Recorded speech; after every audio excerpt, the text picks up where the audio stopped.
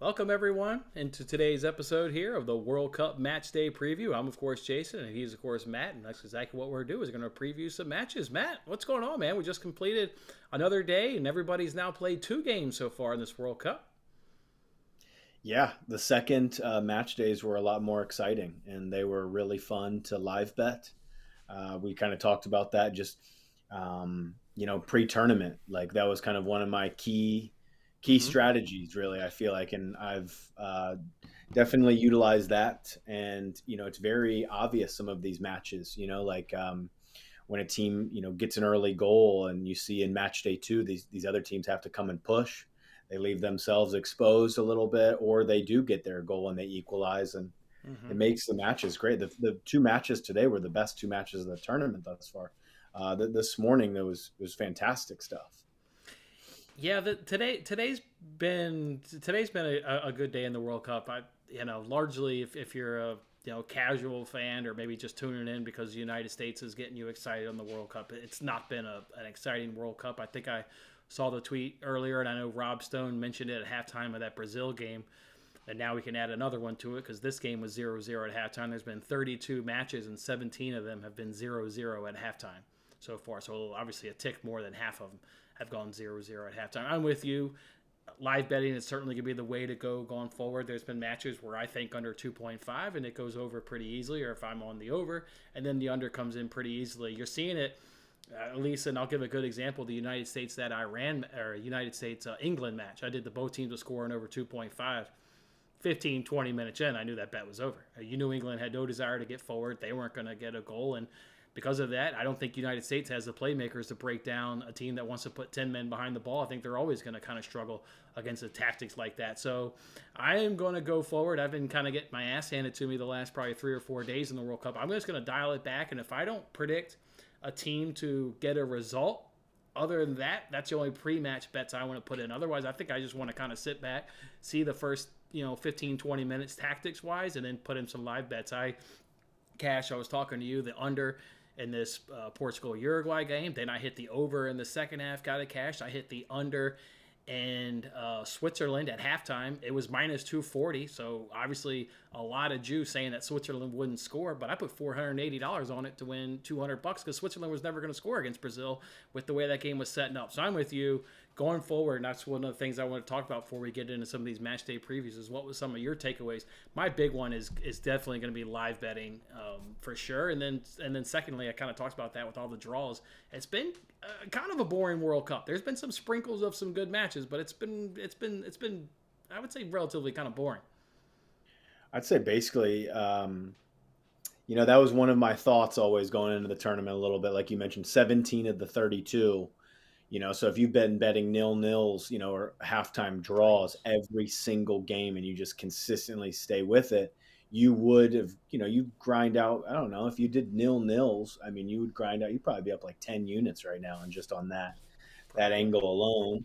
Um, I think that my key on the live betting is definitely like when the match is tied, then you don't really get involved. Like you wait until something happens. Mm-hmm. Because if nothing happens, and you see these teams being very cautious, but then something happens, and the other team's like, "Oh shit, we got to go. I mean, we got something to do here.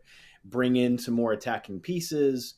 I thought that Uruguay. I think that I still have hopes for them. I think that they haven't scored yet, but they've got one match. They've got to go, and there's a couple teams like that.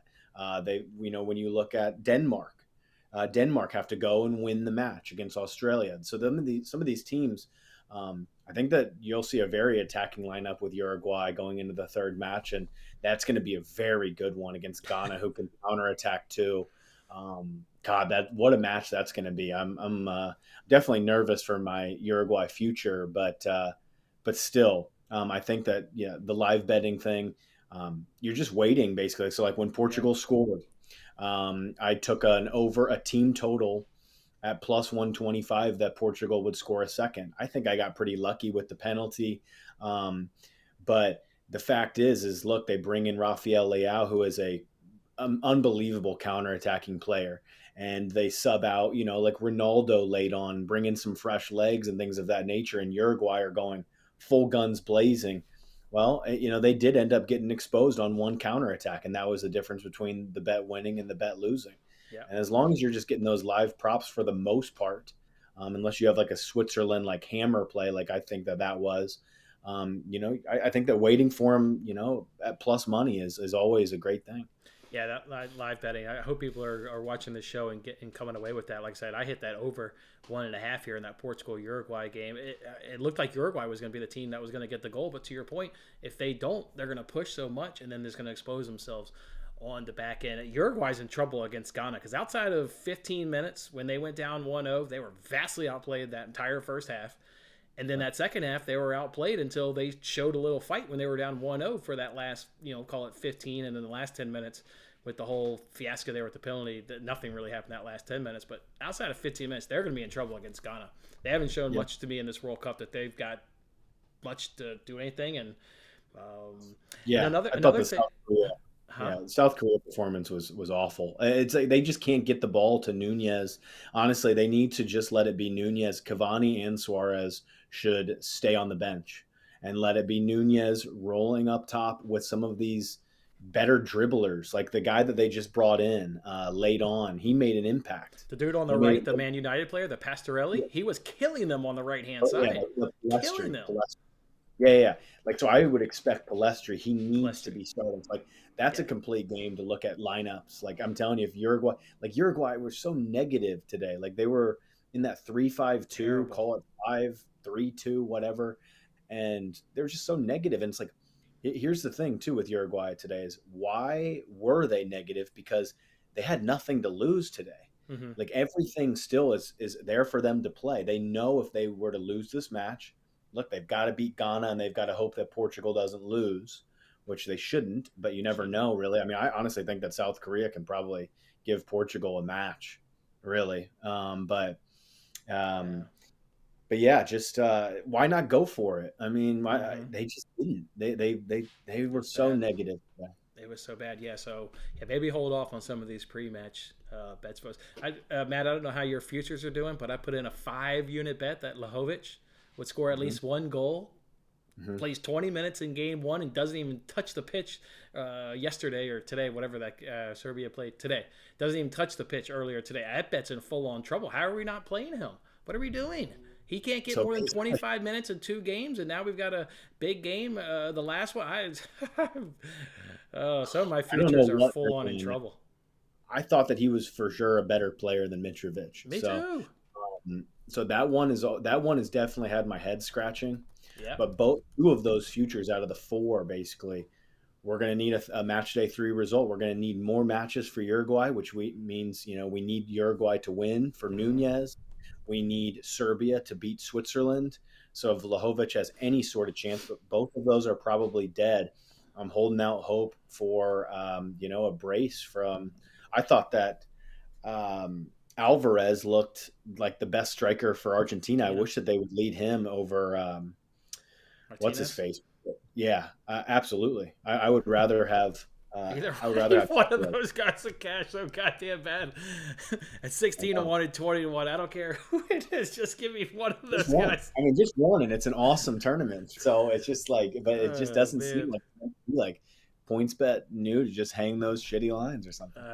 All right, let's look at some of these standings before we jump into these Tuesday fixtures. We've got Group A and Group B playing their final matches in Group 3. There's only 3 teams that have advanced and gotten to the knockout round. France, Brazil, and Portugal are the only 3 teams that have advanced. Otherwise, these groups are more than open. Nothing's really started. First place, second place, nothing other than France looks like they're certainly going to get first because they beat Australia, so they should have that head-to-head tiebreaker. Brazil, same thing with Switzerland.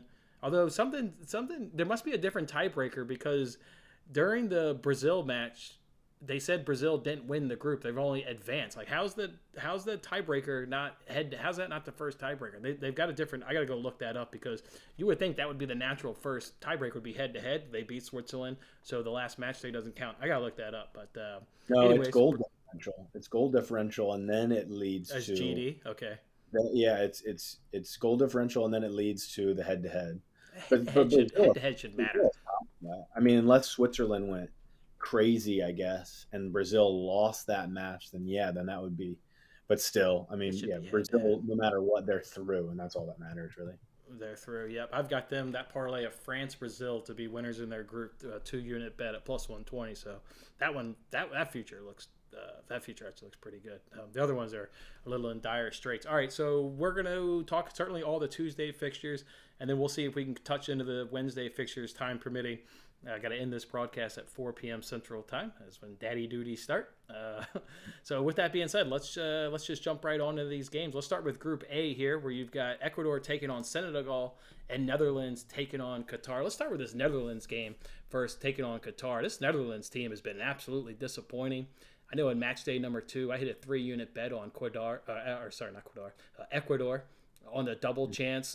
Louis Van Gaal's not putting on a lineup that's inspiring me in 2 matches so far. Now he gets Qatar. Okay, they should get the job done. Qatar looked terrible in the first match. And the second match, of course, they were going to come out and look better and show some more fight, which they did in another defeat. So Netherlands, this should be a matchup, but I don't know if I'm not putting in a pre-match bet because that's how bad they've looked in 2 games. Matt, they probably get the job done, right, against Qatar, just based on how bad they looked, right?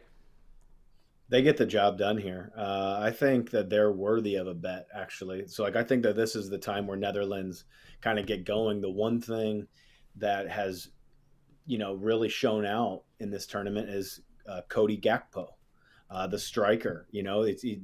They like him. He's had a great, fantastic season thus far for PSV. He's keeping Depay on the bench, which is deserving. This kid's taller, he's younger, he's more athletic. He can do all of the things that Memphis Depay can do, but better. And so I have a pending parlay. Actually, I've won the first 3 legs of it. Okay. And here's my last 2 legs. I need Argentina to beat Poland, Should and then I did a same gamer basically in this one. I have the Netherlands. I think that they keep a clean sheet in this game. I don't think that Qatar have what it takes to get to that back line. I think that the Netherlands should score multiple goals in this match. That was so team total over 1.5. And I've got Cody Gakpo scoring in this match. I think that he's been kind of like the starlight basically of this tournament, and that comes up to being plus 255 on that same gamer.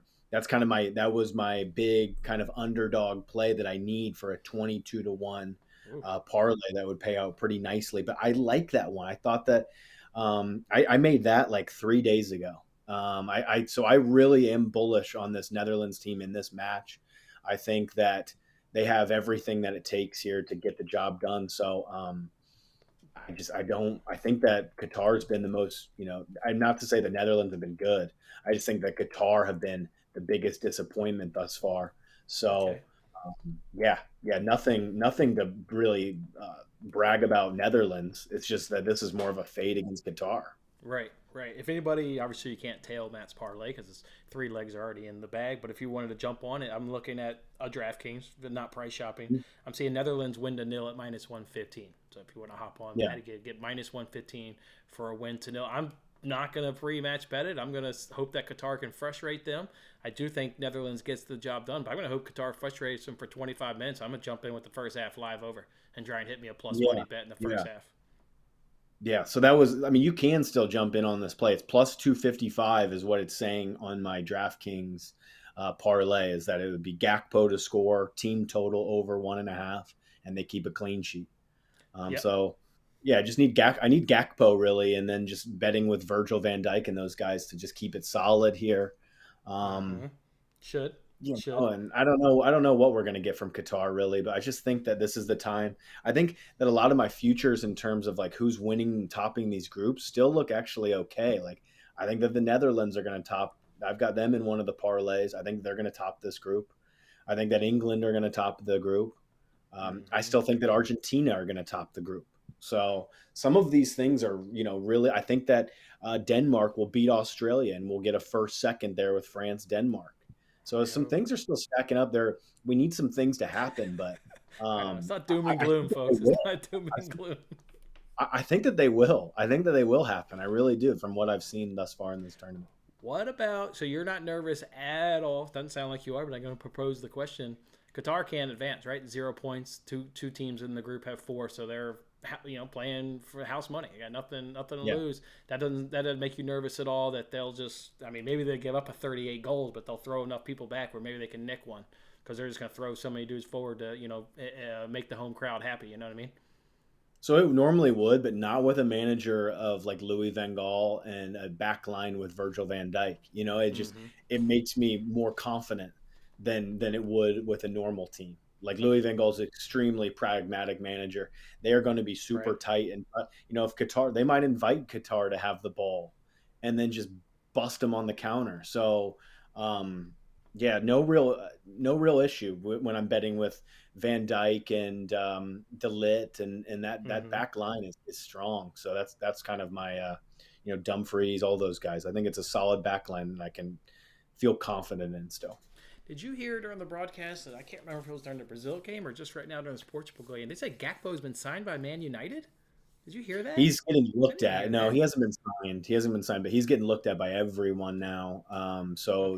He's one of those that has had the meteoric rise. Right. You'd say he's probably top three right now that has seen his like graph of how much he's worth go up. Well, we talked about But this again, pre-tournament. Everybody's gonna be oversold or overpriced, and he's one of them to be yeah, overpriced.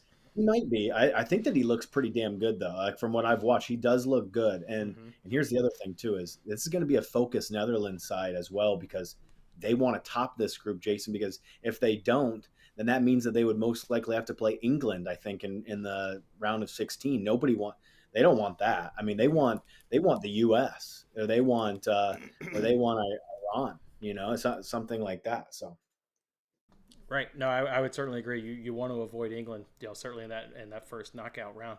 The goal differential is 3-1 for them and Ecuador. Both of them sit on 4 points. You would think that they're going to have the easier chance against Qatar. So if one of those teams could widen their goal differential, it would certainly be Netherlands. So let's turn our attention now to the other game in that group, Ecuador versus Senegal.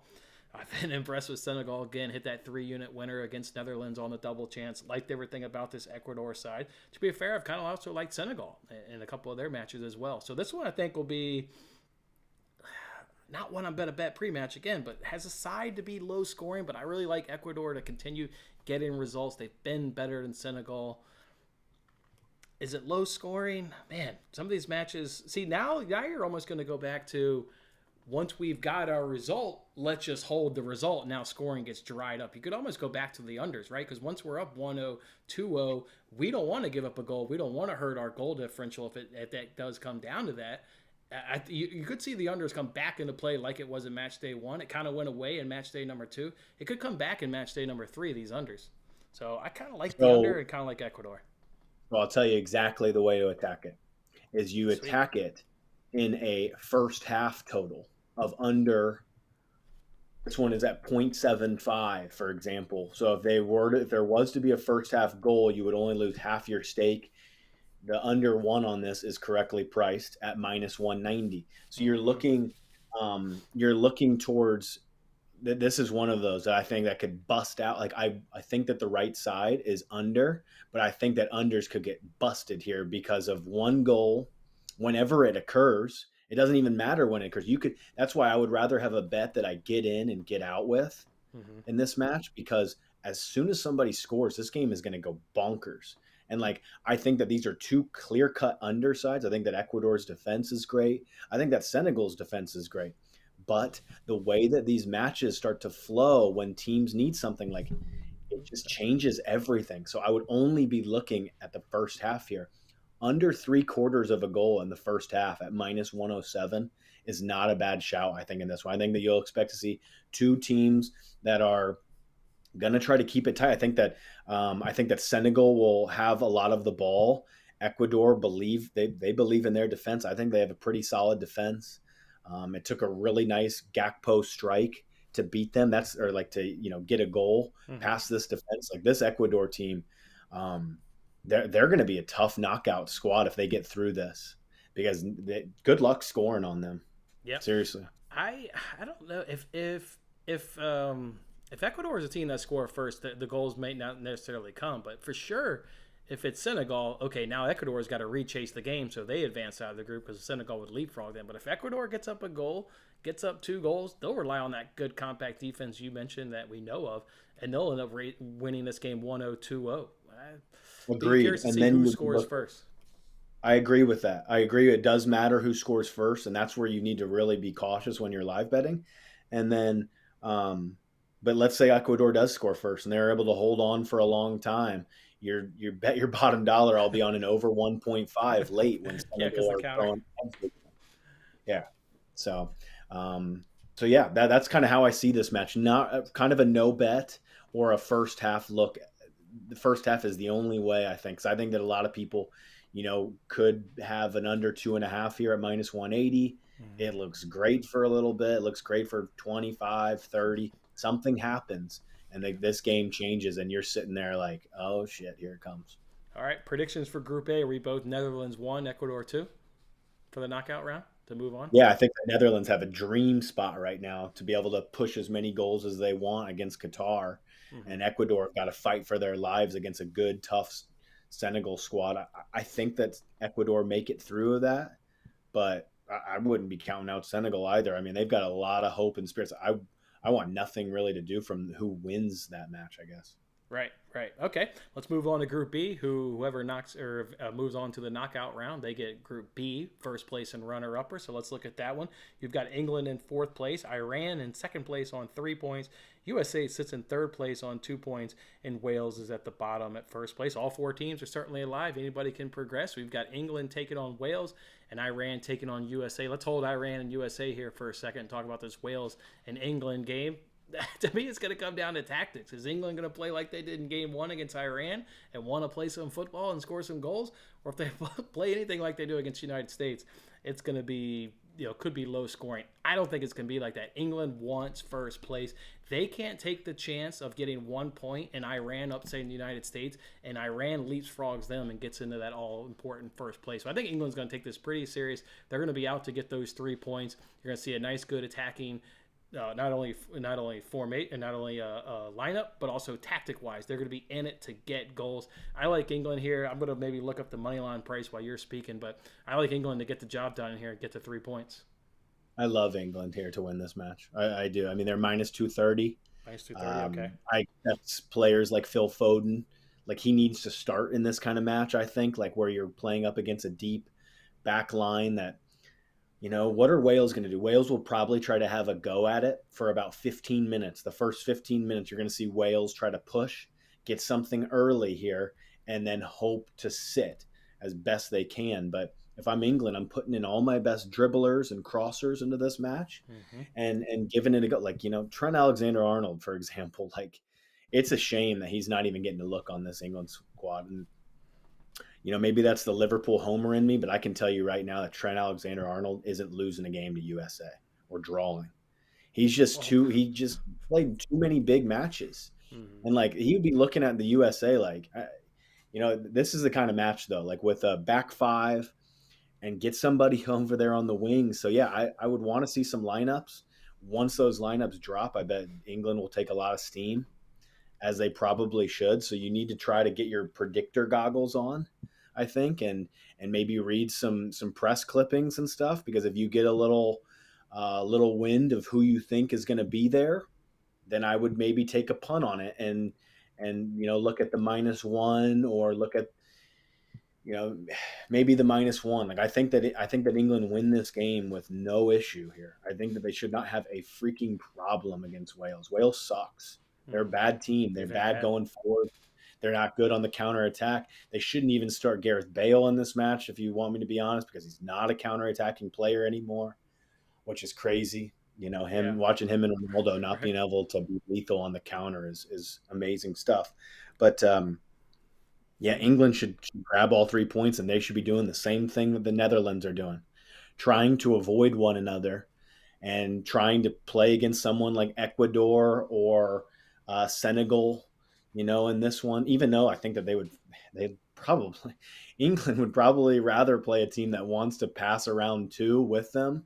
Like I could see England and all these, even Brazil. You watch it today, like Brazil would absolutely struggle against a team like Ecuador that just wants to sit, They way struggled against back. So some Switzerland. of these yeah, They sh- these are very interesting how the game flows. So again, live betting I think is the key. Yeah, I agree. I'm done almost putting in some pre-match bets.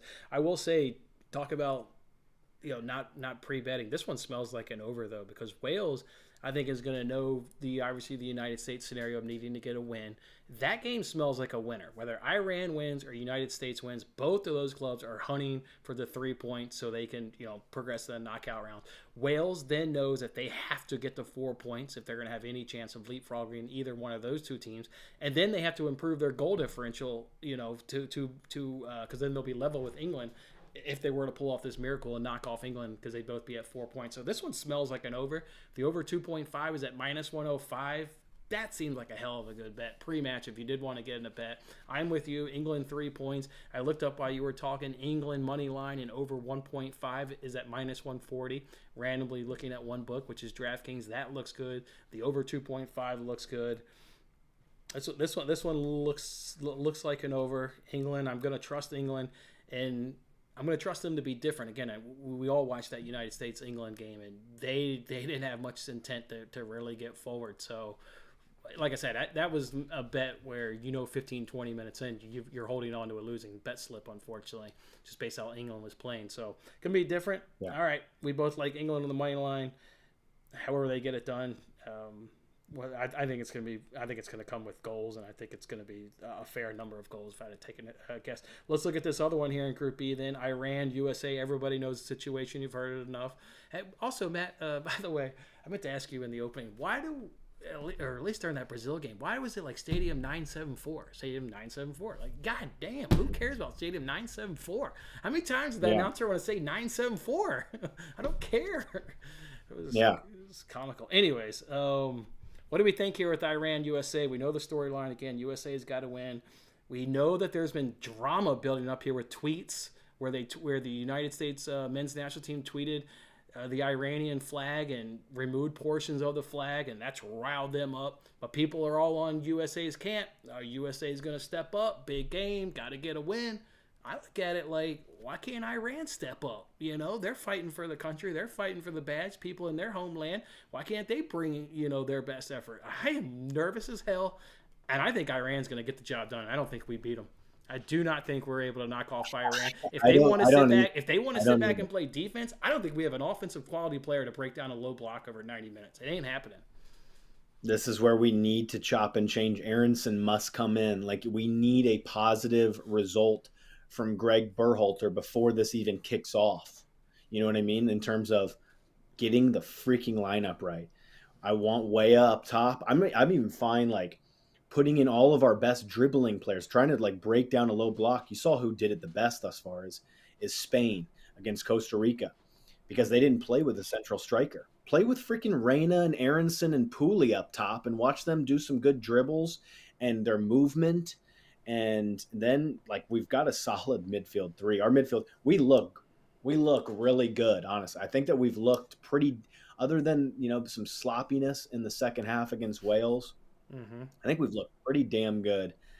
I hold out hope, but going up against, well, let's not forget, we're going up against a world-class manager here in Carlos Queiroz. I mean, seriously, if you go look at his CV, you want to talk about a lopsided managerial kind of like angle here. Is our manager is he's here. Their manager is here. He knows exactly what he's trying to do. He's been with Iran for a long time, and he's managed Real Madrid. He's been a Manchester United assistant manager under Fergie. Oh, wow. Like this guy knows what the frick he's wanting to do, and that is scary. And it's scary because they're going to have Azmoun. He's fully fit. It's everything that we kind of hope not to see. This kid's nasty. I've known about this guy for about over 4 years now, easily, maybe 5, when he was on Zenit. But I heard like he had got a big money move to Zenit, and he's the Iranian Messi and all that stuff. Like obviously that's that gets thrown around that kind of phrase a lot. But this kid is good, and he's a problem on the counter. And I just don't love our center backs in counter attacking, because that's what this is going to be like. Our center backs are going to have to play the best game that they've played. It's as simple as that. Zimmerman and Ream are going to have to play just as good as what they have done, if not better, to be able to snuff out these counterattacks. That's where this game is won and lost. Iran, you kind of said, they may be going for a win, or like Iran are playing for a draw here. They know a draw is good enough to get through. So this is going to be one way. It's going to be us with the ball, and can we break them down? I mean, I think that our players like to play with the ball. I think we saw that against Wales in the first half when they just gifted it to us. We looked good in that first half. We looked good. Pretty good. We still only had one shot on freaking target though in that entire match. Yeah. Okay. I want to see 7. Like if we go down in a losing effort, but we at least have like some shots on target, stuff like that. Like that's fine. Like, but create some chaos. Like do some things to try to change, what this will be. Like I can see this again. My angle really is most likely passing, but I would say a first half kind of unders play. Unders, like for sure. Where they get the job done in the first half. They play well in terms of Iran. They play well in the first half. They snuff out most of our stuff, and then seeing how can we change the game? Who will we choose to bring on in that second half that could maybe give us life? Like I do see us. I think we can win this match. I think it's like a 1-0 though. Like and it scrapes it. If we were able to get it, it's an all. This is once we get the breakthrough, Jason. Like then what happens defensively too? Like, well, if we get a breakthrough now, it could be full on. Now you could live bet and over because now Iran's got to go ahead and push it and then explode. I mean, it could be. You get a goal at some point in this match, then you could all of a sudden flip to an over. This is why I kicked myself and say I'm not going to do any pre-match bets. I love the first half under. I love it. I love under 1.5 or 0-0 at halftime. I'm going to end up betting some stuff pre-match. I just know it. So it's another same line as the last one we just talked about. In Senegal. So it's under 3/4. Yep. I bet if you took both of those, you'd probably end up winning probably a half stake. Honestly, if you took both Senegal, Ecuador under 3/4 and USA, Iran under 3/4, you probably end up losing a half stake on one of them. And you probably end up winning a full stake on the other. That's a decent way in. But yeah, this match is. I'm just going to be again just a fan. Really, I don't have a lot of faith in Greg Berhalter. I think that we can get this job done, but man, we're going to have to be on our stuff. Yeah. If you're a fan, just like everybody else, you know who you need to be rooting for, Matt? You need to be rooting for DraftKings, BetMGM, and FanDuel to lay off all the United States boosts that killed us against England. Every sportsbook boosted United States just to get a goal, and everybody on Twitter and social media wants to blame those sportsbooks for a 0-0 game. So hopefully those sportsbooks don't boost us, or they're going to do it because they know the dollars. I wouldn't mind licking a boost in this one. I would. No, I know. I'm just joking. I know. Yeah, I'd probably lick a boost in this one if it was a solid like plus EV boost. Like I think that we can score, and also just everything else that's going on around the world and in Iran and all that stuff. The referee's already been announced. It's Lajos, he's very unpredictable. He's a Spanish referee, but my gosh. Hopefully he is feeling some red, white, and blue in his blood that day. He's this guy. I've bet him on an over in cards. I'm looking at it right now. I recognize this name. Yeah, I can see this being a card angle. Yeah, I definitely I think that's probably your best way in. These countries hate each other. Of course, cards could. Honestly, in Ecuador, Senegal too. Cards. Those are the angles for sure. It's Ecuador, like Qatar, Netherlands. Honestly, would be an unders cards. Ecuador and Senegal would be an overs cards. USA would be an overs cards. Wales, England would probably be an unders cards. I'm seeing 5.5 in the Iran USA. At what price? Plus money, plus 120. Yeah, if you could get a 5, you can probably find a 5 somewhere. Yeah, I'm sure you can on the Asian. What about it's going to be 5.5 again probably in Ecuador. Those are high, but 4.5 for Ecuador, Senegal. At what price? I like plus that 105. Basically even money. Plus 105. I like that one even more. Just getting the other extra.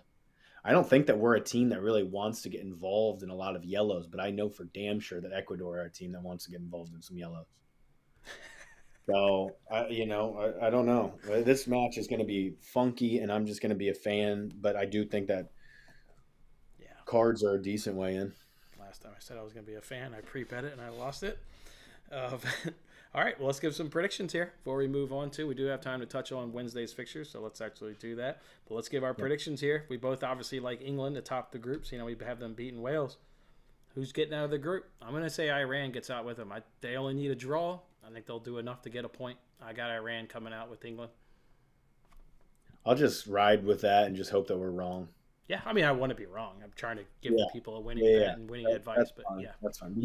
I think that clear cut. Like, I think that England and the Dutch get some dubs. Like, that's maybe something to look at, like a two-team Parlay.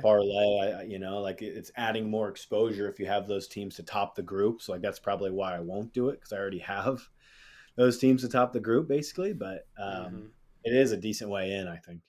All right. I wasn't prepared to talk about Wednesday matches, but we do have time, so let me cycle over and see who's plays. It looks like we have Australia, Denmark, and then we have Tunisia, France. So let's do that group first. Australia, Denmark, Tunisia, France. Let's group D. France is on top with 6 points. We've got Australia sitting in second place with 3 points. Denmark's got 1 point, and Tunisia also has 1 point. So it really comes down to Denmark. They've really obviously got this right in their hands. They're in a scenario where if they get a win, they can leapfrog Australia and join France out of this group. And Australia is going to be another one of these teams. I mean, just play for a draw, assuming Tunisia obviously then can't knock off France, which would be a shocker. So I think Australia is going to set up to go ahead and play for a point.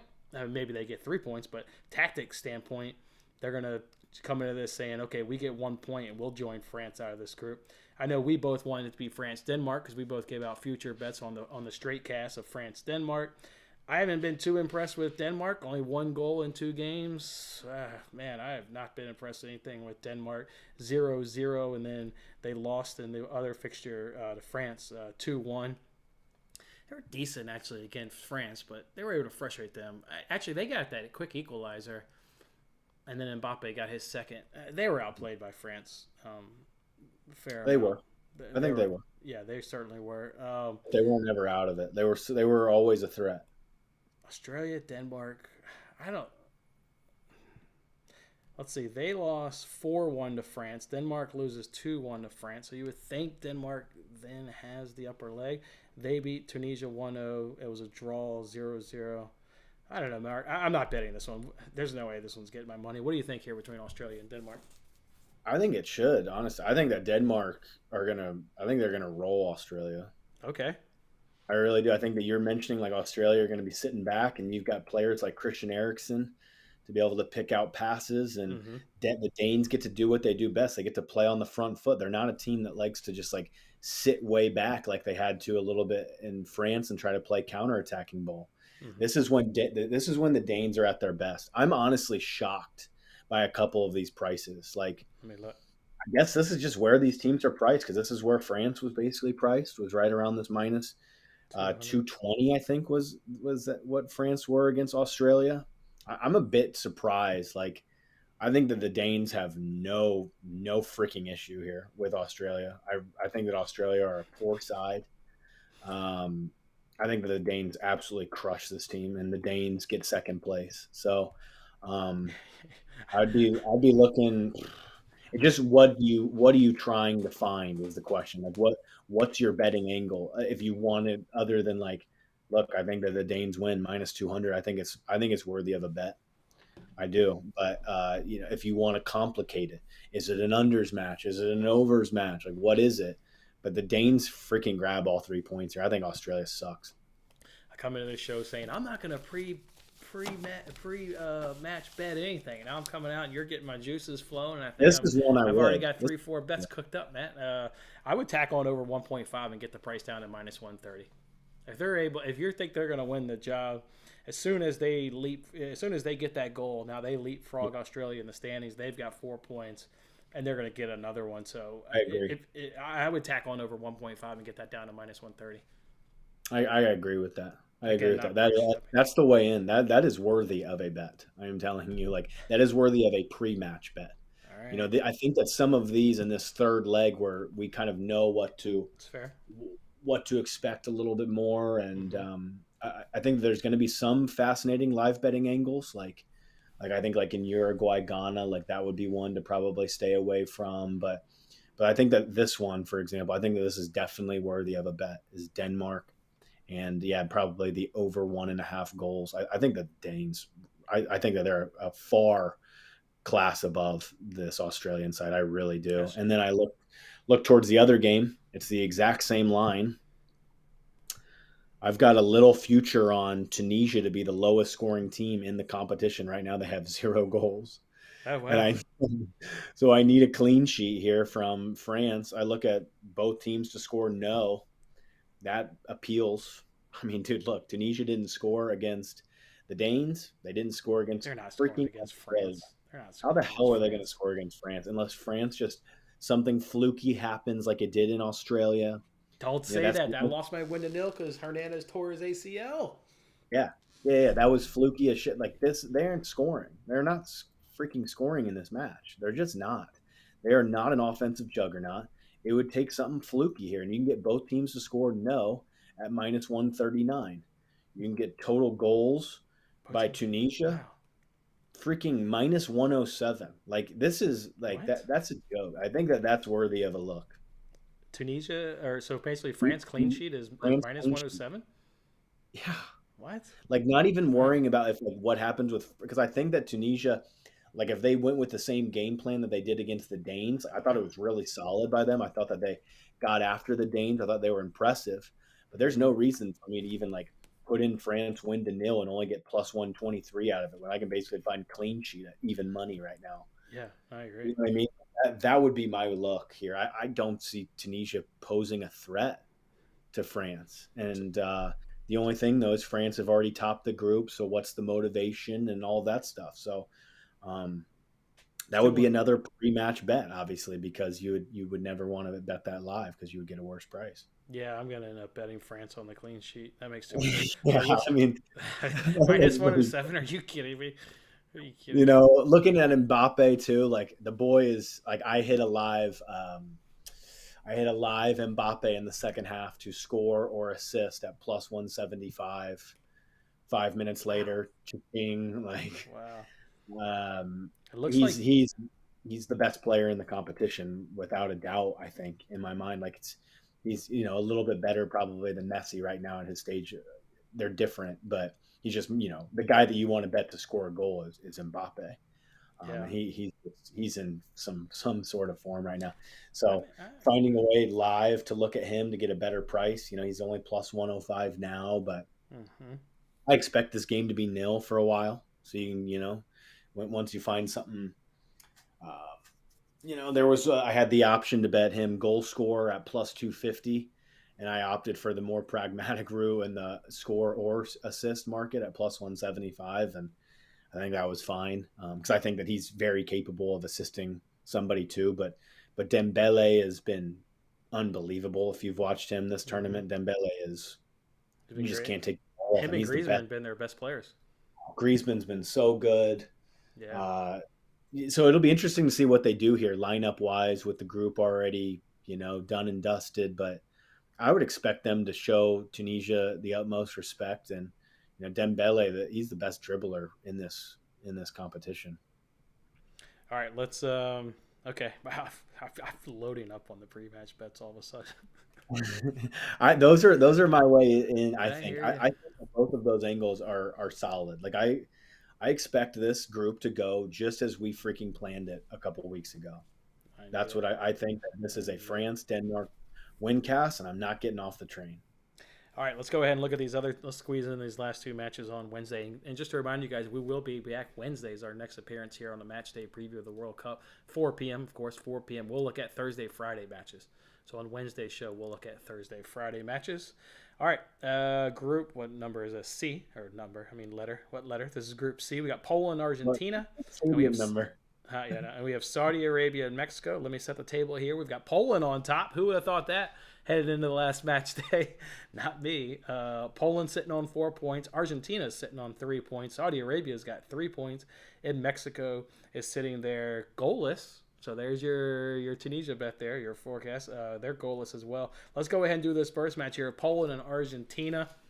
Look, we know what first place in the group means. We know Argentina, what they won, they had 3.5 years until they had lost against Saudi Arabia. It was their unbeaten streak. It was like 3.5 years or something. I remember the announcer saying.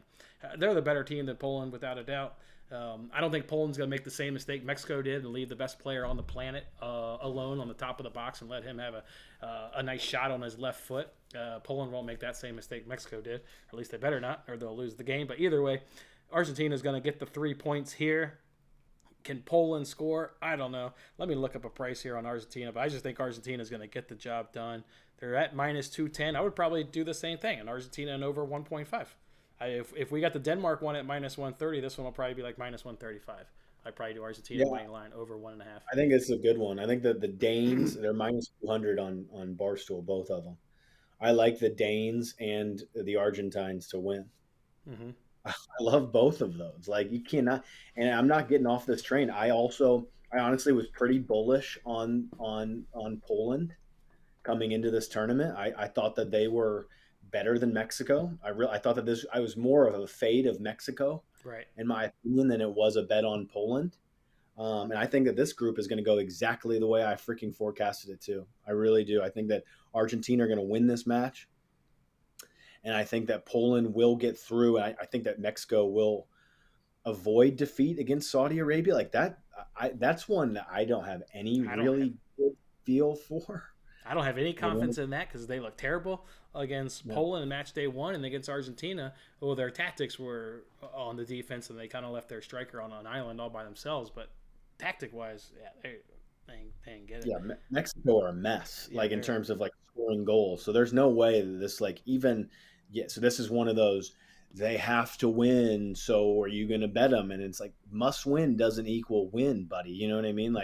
That puts more pressure on these guys that they haven't scored a goal yet. This minus 140 is not taking any of my money. I don't care if Mexico gets the job done or not. I think this side is poor. I don't think they have a forward to finish off some chances, and Saudi Arabia have been absolutely scrappy. So, I think that Saudi Arabia, I would only be them or pass in this match. Look at the double chance. I bet you get a good price on a double chance. I wonder what the cards in this. You'd like to think that Mexico will be feisty as ever in this. Maybe you look at a Mexico card angle. Yeah, I lost that in the last game. Saudi Arabia ties plus 125.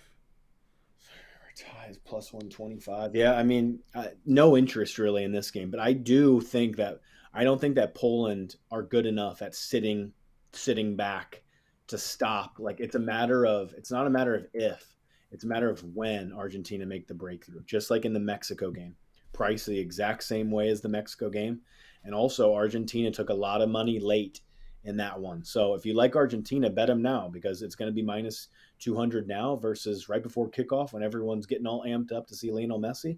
You're going to have to pay minus 230 for that. Mm-hmm. So, I think that Argentina gets the job done. I think that the Danes get the job done.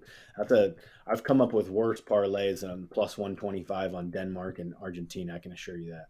Yeah, no, you've got some good ones there. All right, so I'm assuming if we're going to predict this group as well, you're on Argentina to win the group, knocking off Poland, and you're on. You need to not have Saudi Arabia win. So you need a draw between Saudi Arabia and Mexico to have Poland come out with you. So you need a draw. Yeah. In that but I didn't ever that was one that I didn't bet. So I don't I'm not saying you bet it. I'm just predictions here for I have in all of my predictions on all of the different brackets and stuff. I have Poland in every single one of them. So. Mm-hmm. I've got Argentina and England winning the group as a future, so that looks pretty good. I think England and Argentina. I tell you what, I've liked what Saudi Arabia has done. I woke up at 4 a.m. because you and I have a lot of money on Argentina. I woke up at that 4 a.m. match and watched it, and they were so damn good that second half against Argentina. I'm liking Saudi Arabia to come out of this group. I bet they knock off Mexico. Mexico's looked terrible. Mexico's looked so bad. I would not. I would not be shocked whatsoever. And then that's where like what's going to happen in this match, because then Argentina must grab the full 3 points or they would be knocked out. Right. So um, they're going to get the job done. One that I want to go to, but I already feel like I have enough on it. It's just in a sense is I want to go to Lautaro or whoever leads the line to score a freaking goal. Like if they do what I want them to do and they have Julian Alvarez lead this line, I'm betting Julian Alvarez to score a goal in this. I think he was great. I think he was great against Mexico when he came in. I thought he changed the game a little bit. Still bitter. That third match day, we could have both cashed 20-1. First half, we could have cashed 20-1. Just get one goal in this match from one of them. That's all that I asked for. If we can get one goal from one of them, I am pretty damn confident that we are going to cash then in the knockout round. So I don't know. I still am holding out hope on those, but I cannot believe how those have just been. Those have been frustrating. All right, we see that group a touch different. I'm gonna say for the people for my I'm going Argentina, Saudi Arabia. You're going Argentina, Poland. Everyone, Argentina, Poland. I think Poland have done enough. You think they've done enough? I haven't been. I mean, I hear you. Man, Mexico's looked god awful. And so it looks like, Matt, you've got 3 teams that haven't scored a goal for your Tunisia least goals. You've got Uruguay. Needs to come in here and get a goal. They need to come Uruguay will score against Ghana. I freaking guarantee you that. I don't know. You're chasing the game, and you're going to pull Nunez and Cavani off the pitch. When we're chasing a game, those are the 2 guys that come off the pitch. I can't leave Nunez on. I can't leave Nunez on the guy that can maybe get a big body in the box. We're going to take him off. Nunez hasn't put a foot wrong in this tournament. They just haven't gotten him the ball. He has like literally 0 freaking service. It's like watching like Burnley. Watching Ecuador has been like watching Burnley. It's like you feel bad for Chris Wood up top, because he just wasn't getting any service a couple years ago. Like that kind of shit. Like that's funny. They really do. Like the manager needs to make a bold call and say, Suarez, Cavani, if I need you laid on, that's where I need you. But you're not starting this much. I'm going with my fresher, younger legs, wingers that can actually dribble. And I'm going with the guy who's worth 100 million euros right now, and he's in the prime of his career. It's Darwin Nunez. Mm-hmm. All right, folks, let's go ahead and set the table there for Wednesday. And we will be back Wednesday at 4 p.m. We'll go ahead and look at what will be the last 4 groups. So that means we will look at groups E, F, G, and H. We'll preview those groups on Wednesday's show. And then, of course, those matches take place Thursday and Friday. And then we will be with you guys on Friday before the weekend.